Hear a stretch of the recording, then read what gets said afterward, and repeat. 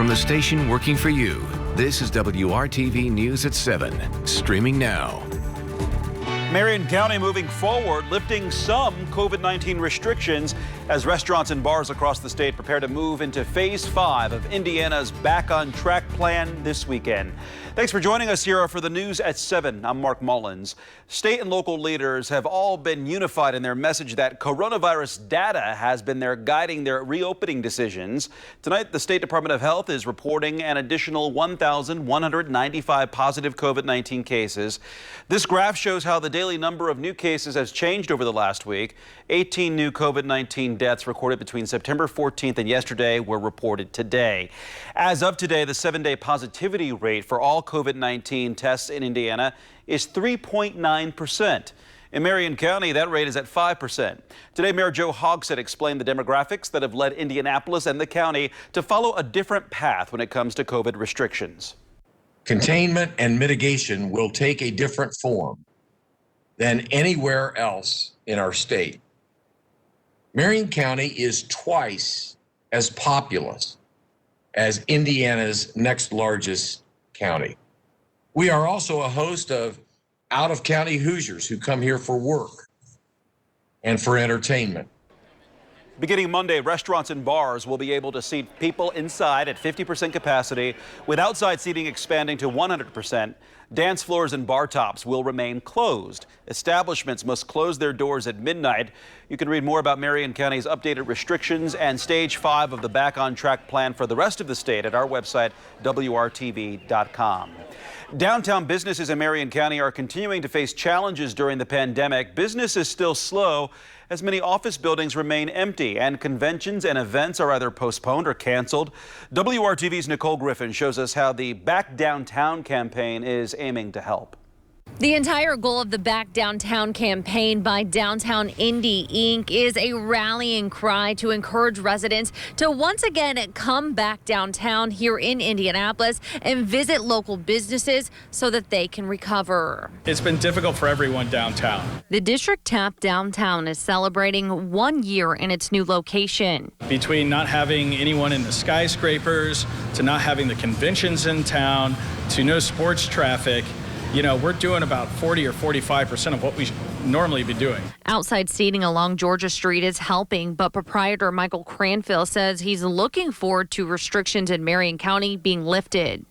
It would be so much for us to be able to regain our bar top back, but at least right now we are able to comfortably serve customers. Near Monument Circle on Market Street, the manager of Supremacy says they are only doing 15 to 20% of normal sales. That is because they rely heavily on employees from downtown offices ordering lunch. If you did $10,000 in a day as a restaurant downtown, you're probably doing $1,000 to $1,500 if you're in the immediate downtown area. The Downtown Recovery Committee is focusing on improving safety and security using $750,000 from the city. As that work continues, the Back Downtown campaign is hoping to encourage residents beyond downtown to try to visit the area once again.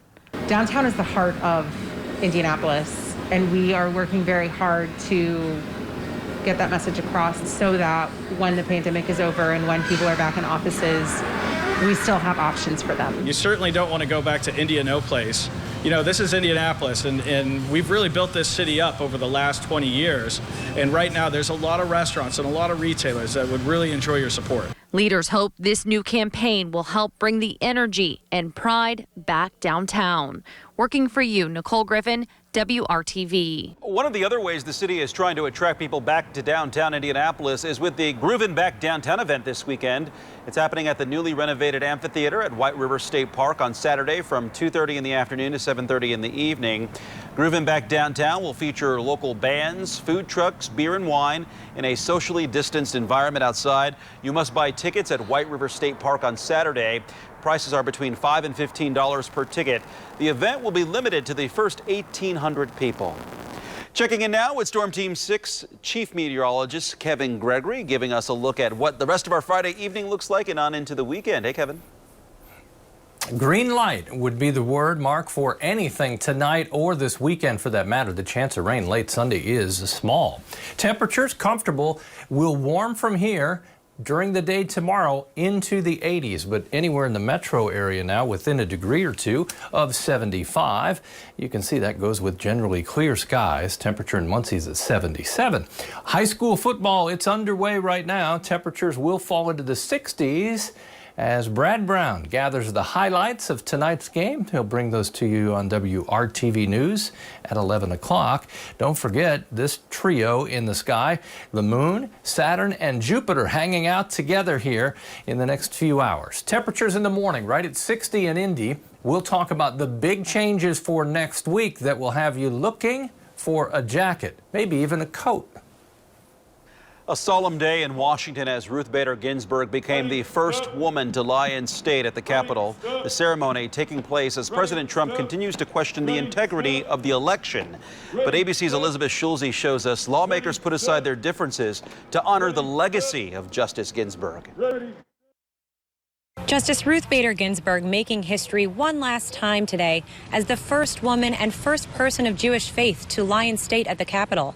In an intimate ceremony inside Statuary Hall, personal touches to honor the life of the iconic Justice, her love of opera music,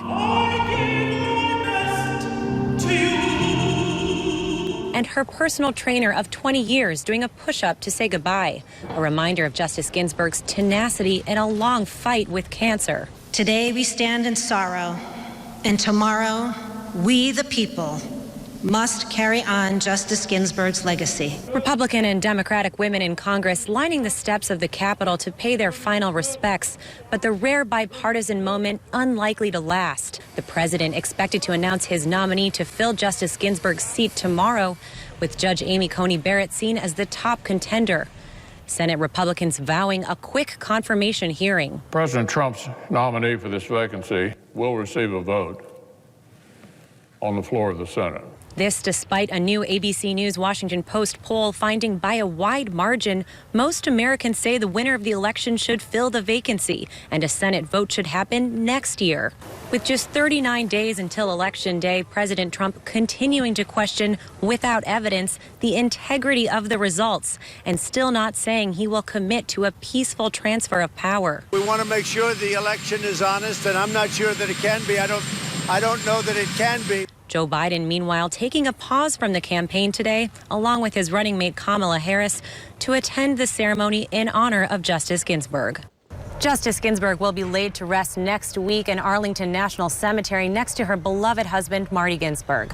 Elizabeth Schulze, ABC News, the Capitol. Hiring Hoosiers is showing you how programs are getting kids ready for careers even during the pandemic. An annual Job Expo event for 8th graders took a new approach this year.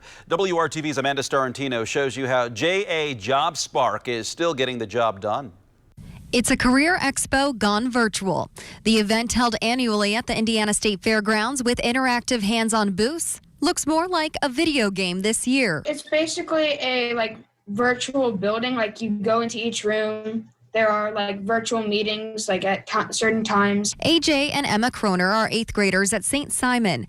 They are two of more than 10,000 Central Indiana students taking part in JA Job Spark this year. Junior Achievement's goal is for every student to have a post-secondary plan that leads them to a career and future success. When you're talking about business and finance, I never knew I was so good with numbers and stuff, but I really learned that I was. With me, it was health and life sciences. I never knew that I really wanted to become something in pharmacy until yesterday when I read about Job Spark. The brother and sister took career assessments through JA Job Spark to help them find the right path based on their personality traits and interests. JA Job Spark will open the doors to a variety of industries, including manufacturing, agriculture, business and finance, law, government, tourism, tech, and health sciences. It also allows businesses to start recruiting the next generation of their workforce. At the 8th grade, when they're making these decisions right now and deciding what they really want to do. So that's why we want to expose them as early as possible to a healthcare career. IU Health is taking part in Job Spark this year and related their lesson to today's pandemic, allowing students to take part virtually in a demonstration with live lamb lungs on a ventilator and have a discussion with respiratory therapists and doctors. Hopefully makes it look interesting and something that they might want to pursue when they get older. And while these 8th graders are young, JA JobSpark is keeping them inspired and informed about what's possible in the future. I want to help people sort of now more than I did. I want to be something in pharmacy or go and be a lawyer. I want to be an eye doctor. That just fascinates me. I'm excited to learn about like which jobs I may not know, which I wanted, like what I didn't know I wanted to do, like learn about like what skills I'm good at and things like that. And that was Amanda Starrentino reporting. Depending on the industry students choose, they learn those specific skills, especially in careers that are in high demand. To learn more about junior achievement of Central Indiana, visit hiringhoosiers.com and click on this story. They may have their traditions, but even farmers need to branch out sometimes. How one man decided to bump some sunshine into his crop this year. Still ahead when the news at 7 continues on WRTV.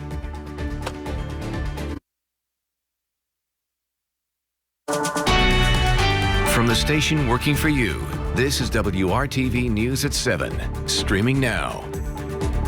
Last night, one of Indy's own was recognized during a national award ceremony, the 2020 Jefferson Awards for Multiplying Good. Katina Washington is all about empowering and encouraging women to dream big. Every day, she is focused on she. WRTV's Rafael Sanchez explains. A degree of caution, as every person at the She event underwent a temperature check at the state fairgrounds. She stands for She Has Everything, and it all unfolded at its largest venue to date. This is all about empowering and encouraging women to start their own businesses and create jobs. Our businesses depend on it. Our community depends on it. This is She founder Katina Washington this past January when she received the Jefferson Award for Multiplying Good.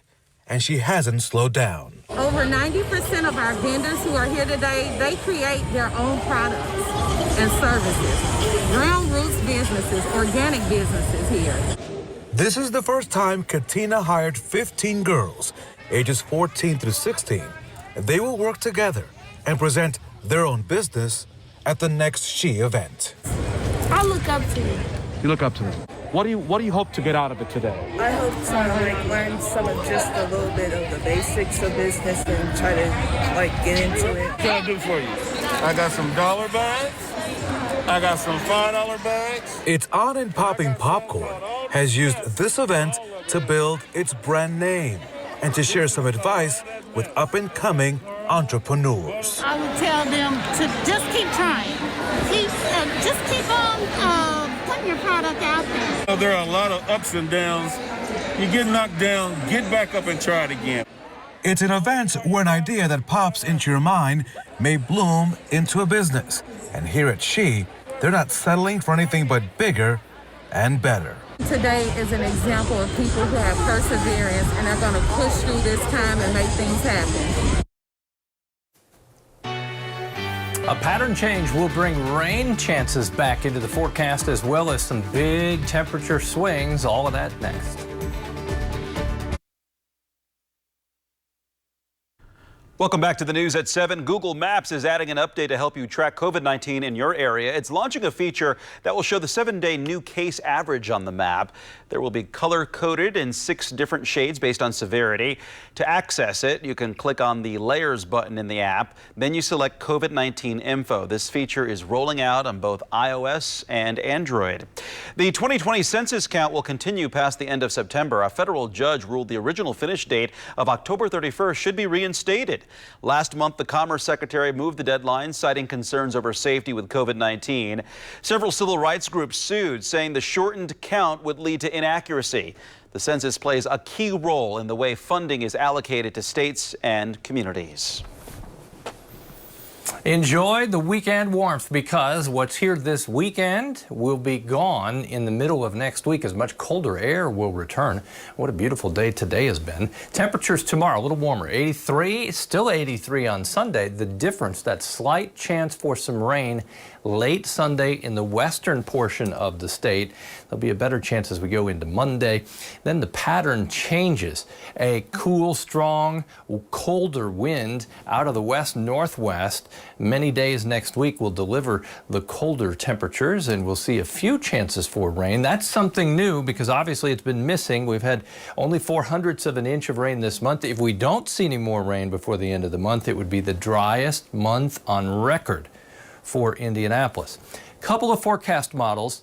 Same time frame, different results for rainfall potential, but you can see around 1/4 of an inch there with one of the models, the other a little bit more. We'll take anything measurable, but certainly would love a widespread 1/2 inch of rain if we could squeeze that out.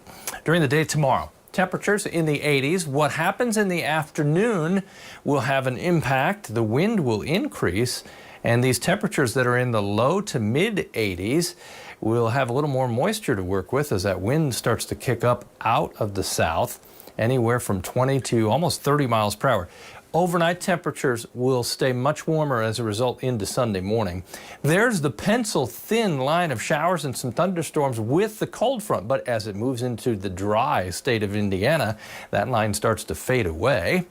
Wanted to show you the progression of temperatures next week. I've got Monday, Wednesday, and Friday there, and you can see the temperatures falling to highs only around 60 by the time we get to Friday. 7-day forecast. Temperatures take a hit on Monday. We'll finish the job of cooling off, but not until the end of next week. It's a slow and steady drop through the week. Low temperatures as cool as the lower 40s on Friday. Wouldn't be surprised. Some outlying areas in the upper 30s. That's all ahead. Mark? All right, Kevin, thank you. For a fruit farmer who knew nothing about growing flowers, the pandemic was the perfect nudge to try something new. He plowed over his strawberry fields to plant a patch of sunshine. As Usher Qureshi found, it's grown way beyond his wildest dreams. We've been around for just about 100 years. Scott Thompson's family has been farming strawberries in Wisconsin for generations. Now we've kind of morphed over the years where we have raspberries and pumpkins as well. But this year, the Pick Your Own Farm traded sweet fruits for something more picturesque. This year is our first crack at Pick Your Own Sunflowers. Even though Thompson knew very little about the bright yellow flower, he started out slow until the pandemic hit, and then he had a thought. This might be something that people might be really interested in. And so I started planting, did, a small 4-acre field, then another 4 acres, then 10 acres, so it just kind of grew. He ended up planting not hundreds or thousands, but 2.2 million sunflowers like these across 22 acres of fields. Having sunflowers is cool, but having a lot of sunflowers, that's really cool. For visitors like Sarah Akers and her 2-year-old son Xavier, it's an eye-popping treat. When they said how big it was, this is not what I was expecting. It definitely is more impressive than what it sounds like when you just read about it. A paradise for pollinators. It's a perfectly natural social distancing activity. The massive blooms have attracted visitors from all over the country. I love it. I think it's beautiful. Turning Thompson's farm into his very own golden field of dreams. You could really just go out and have a fun time and kind of forget about reality for a little bit. Just enjoy being out here in this sea of yellow flowers. And in a year like 2020, a little sunshine goes a long way. In Bristol, Wisconsin, I'm Usher Qureshi.